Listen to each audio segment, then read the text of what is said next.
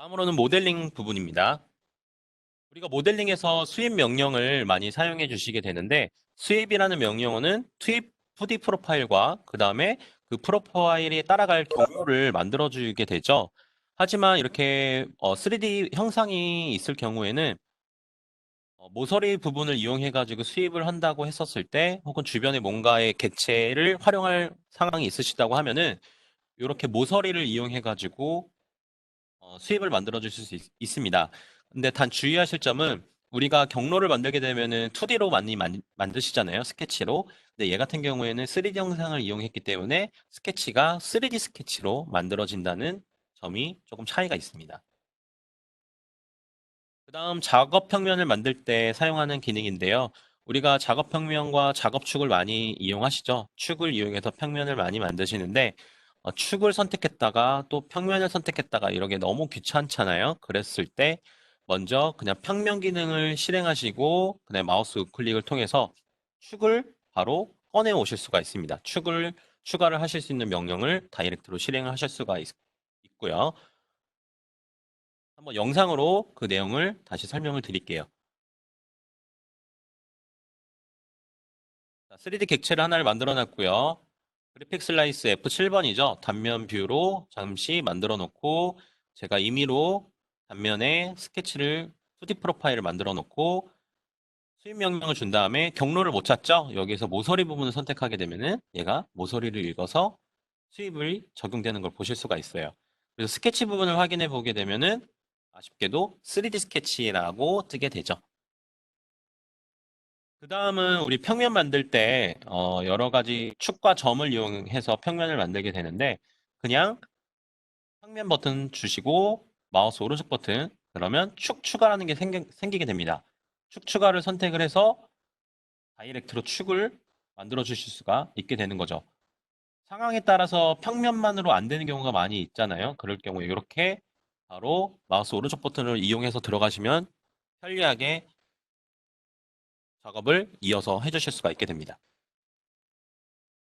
다음으로는 우리 홀을 만들 때 그 다른 곳에 있는 치수를 활용을 하는 부분인데 요거는 홀 부분만이 아니고 뭐 다른 데에서도 많이 쓰시죠. 이제 컨트롤 키를 이용해서 쓰실 수가 있게 되겠고요.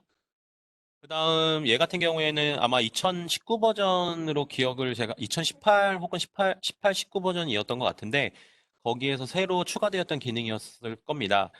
마찬가지 기존에는 이렇게 중첩되어 있는 곳에 홀을 만들 경우에는 저 목깎이랑 중첩되는 부분에 홀이 형성이 안 됐었었죠. 이런 부분이 추가가 됐고 근데 접촉 공간을 제로로 주게 되면은 이와 같이도 를 만들어 주실 수가 있게 됩니다. 이 부분에 대해서도 한번 영상을 통해 보도록 하겠습니다. 네, 일단 치수를 참고해야 되기 때문에 객체에서 치수 표시를 활성화를 해주고요. 그다음 구명 명령을 줘가지고 일단 구멍을 하나 배치를 한 다음에 이제 치수 있는 부분에서 그냥 가게 되면 활성화가 안 되죠. 네, 컨트롤 키를 누르게 되면 활성화가 되고 개에 대한 매개 변수 값이 들어가는 걸 보실 수가 있죠. 상단에 있는 곳에서는 여러분들이 원하는 치수를 변경을 해주실 수가 있고 하단에는 이제 지름값이 다른 치수를 연동해서 가지고 온 것을 확인해 주실 수가 있게 되겠죠.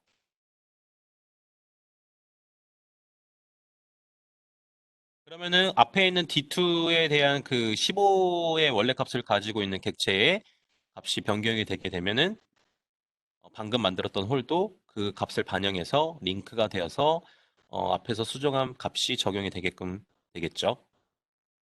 이번에는 이제 중첩되어 있는 객체가 조금 중첩되어 있는 부분에 대해서 이렇게 목깎이 되어 있는 부분에 그냥 홀을 만들게 되면은 보신 바와 같이 우리가 원하는 형상이 만들어지지가 않습니다. 그럴 경우에 해주실 수 있는 방법은 우리가 고급 특성 안에 보시게 되면은 시작 연장이라고 체크하는 항목이 있습니다. 이 항목을 선택하시고 홀을 만들어 주시게 되면은 마찬가지 목깎이 되어 있거나 혹은 중첩되는 형상을 함께 얘가 깎아서 홀을 만들어 주게 됩니다.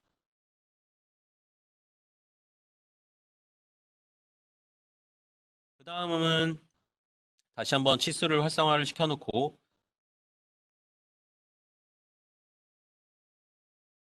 동일하게 이제 구멍 명령을 하나를 준 다음에 이번에 접촉 공간인데 영상이 조금 중복이 된 것 같네요. 네, 접촉 공간 같은 경우에는 마찬가지 시장 현장에 주시고 접촉 공간에 대한 홀 명령을 주신 다음에 거기 값을 제로 값으로 반영을 해주시게 되면은 걔가 홀이 중첩되는 부분에 대해서 깎이게 됩니다. 그 다음은 우리가 돌출을 할 때 시작 부분에 대해서 스케치가 그려져 있는 스케치를 이동시켜서 다른 면에서부터 돌출이 되는 부분이고 그 다음 도너츠 같은 항목이 있었을 때 안쪽에 있는 면에 대해서 돌출을 시킬 건지 아니면은 바깥쪽에 있는 곡면까지 돌출을 할 건지에 대해서 설정을 하실 수 있는 부분이 있고요. 네, 영상을 통해 보도록 하죠. 제가 스케치를 그 윗면에다가 모델 형상 위에다 만들어 놨는데 얘를 저 평면과 평면 사이에다가 돌출을 만들고 싶으실 때 할 수 있는 방법이 되겠습니다. 마찬가지 돌출 명령을 주시게 되면은 자동으로 프로파일을 읽어서 돌출이 되지만 우리가 평면을 그냥 클릭을 해주시면 되세요. 저 돌출이라는 창 안에서 평면에 대한 창을 그냥 클릭하고 스케치면을 선택하게 되면 얘가 자동적으로 그 해당 스케치면을 읽어서 이동이 돼요. 스케치가. 그리고 나서 거리에 대한 방향과 끝에 대한 면을 지정을 해주시게 되면은 돌출이 적용돼서 3D 형상이 만들어지게 됩니다. 네, 도넛 같은 모양도요. 아까 설명드렸던 거와 같이 돌출 명령을 주시게 되면은 첫 번째로는 이 부분에 대해서 안쪽에 있는 면까지 들어가지만 제가 옵션 명령어에서 최소 솔루션 켜짐을 되어 있는 걸 끄게 되면은 이와 같이 끝부분까지 그 돌출이 연속적으로 지속되는 것을 보실 수가 있습니다. 그다음 가변 기능과 직접 편집입니다. 요거 같은 경우에는 이제 가변 기능에 대해서 조금 응용 기능일 수가 있는데 이 기능을 이용해 가지고 직접 편집해서 기존에 그려놨던 객체를 참고해 가지고 반영되게 업데이트되게도 할 수가 있고요. 뭐 가령 하나의 객체가 있는데 그 객체에 대해서 덮개를 만들고 싶을 때 그 사이즈를 모르는 경우가 많이 있잖아요. 형상을 기준으로 해가지고 우리가 덮개를 만들게 되겠죠. 그럴 때도 가변 기능을 많이 쓰게 됩니다. 요거는 영상을 통해서 다시 한번 설명을 드릴게요. 네, 지금 현재 3D 모델이 하나가 오픈이 되어 있습니다. 지금 이 IAM 환경이고요. IAM 환경에서 원하는 객체를 IPT를 배치를 합니다. 그런 다음에 작성이라는 것을 눌러가지고 이름과 템플릿을 지정을 해줍니다. 그리고 나서 어느 부분에다가 그릴지 원점에 대한 평면을 하나를 잡아주시고요.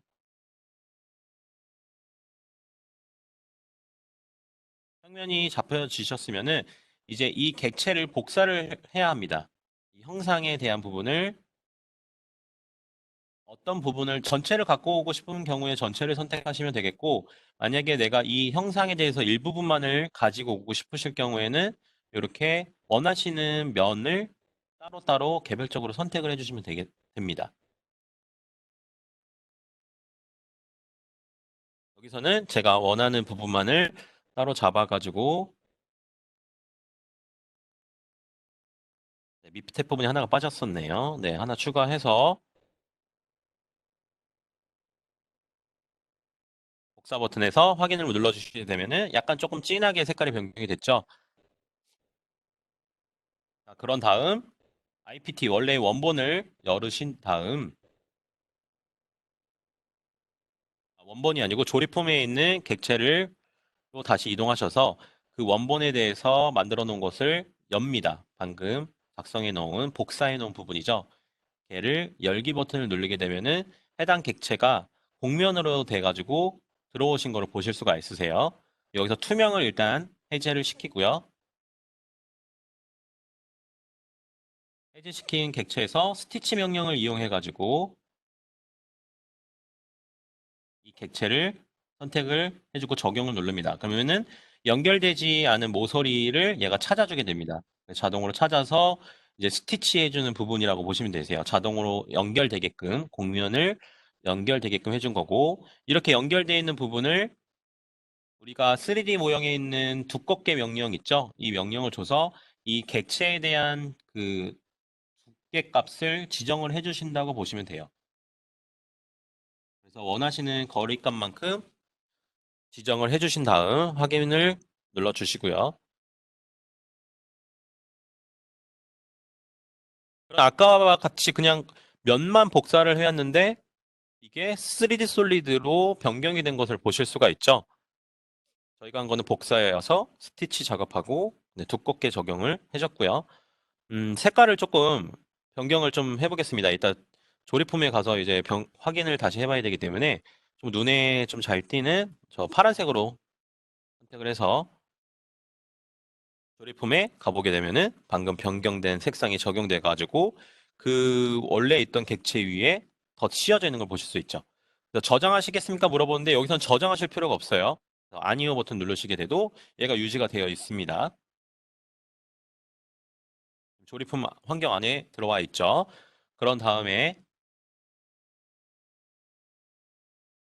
원래 있었던 우리 원본 IPT 파일 있죠? 이 IPT 파일로 돌아오셔가지고 여기에서 우리가 수정할 부분이 만약에 있다고 하게 되면은 뭐 직접 편집을 이용하셔도 되고 아니면은 3D 명령 이용하셔가지고 수정해 주셔도 무관합니다. 여기서 만약에 저희가 이제 뭐 스텝 파일이라든가 히스토리가 없는 경우에 수정하기가 좀 어렵죠. 그런 경우에 이렇게 직접 편집을 이용하시게 되면은 이 객체에 대해서 회전해 주실 수도 있고 이동도 해 주실 수도 있고 그렇습니다. 선택한 객체를 축을 맞춰가지고 이와 같이 회전을 적용하게 되면은 큰 렉 없이 객체가 다이렉트로 수정이 되는 것을 보실 수가 있죠. 그다음 조금 늘려 보겠습니다. 이제 회전을 한번 해봤으니까 얘에 대해서 동일하게 축을 좀 맞춰주겠습니다. 축을 맞춰주고 길이를 조금 늘려 보겠습니다. 그런 다음에 아까 만들었었던 우리 가변으로 만들었었던 객체에 있는 공간 있죠? 조립품 공간으로 이동을 하게 되면은 우리가 만들어 놨던 파란색이 업데이트 버튼을 누르는 동시에 이와 같이 반영이 돼서 만들어지는 것을 보실 수가 있습니다. 이렇게 가변 기능을 이용하셔가지고 다이렉트 편집, 직접 편집을 이용해서 응용해서 사용하실 수도 있으세요. 그 다음에 서페이스를 트림을 이용한 건데 이거는 뭐냐면요. 우리가 객체가 있었을 때 어, 그 하나의 객체를 두 덩어리로 나누는 기능은 알고 계실 거예요. 근데 이렇게 곡면으로 만들어야 될 경우에 곡면으로 자를 경우에는 어떻게 해야 되느냐 이렇게 물어보시는 경우가 많으세요. 요거 같은 경우에 영상으로 보겠습니다. 우리가 3D 객체에서 일단 잘라야 될 부분에 대해서 경계를 만들어 줘야 되거든요. 그런 경계를 만들어 주기 위해서 이제 라인 명령을 이용하시게 되겠고 우리가 라인 명령을 쓸 때 처음에 배웠었던 그 아크 부분 있죠? 라인을 이용해서 아크를 홀을 만들어 주실 수 있으시니까 그런 기능을 이용해 가지고 하나의 경계선을 먼저 작성을 해 줍니다. 작성을 해주시고 얘가 상단부에만 그 경계가 위치를 하고 있으니까 얘를 곡면으로 그 변경해 주시고 그다음 이 선에 대해서 돌출해서 곡면으로 옵션을 바꿔 주신 다음에 이 값을 모형 안에 범위 안에 포함될 수 있게 쭉 늘려 주시면 되고요. 그런 다음에 스플릿이라는 이제 자르는 명령어가 있죠. 3D 형상을 자르는 명령을 주신 다음에 객체를 선택을 해주시면 됩니다. 네, 면을 선택하고 3D 객체 선택한 다음에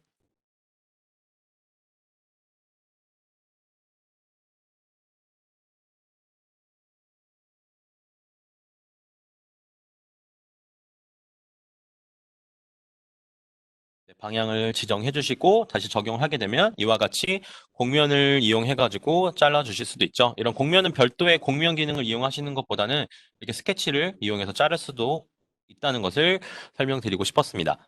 그다음 조립품 부분입니다. 첫 번째로 단순화된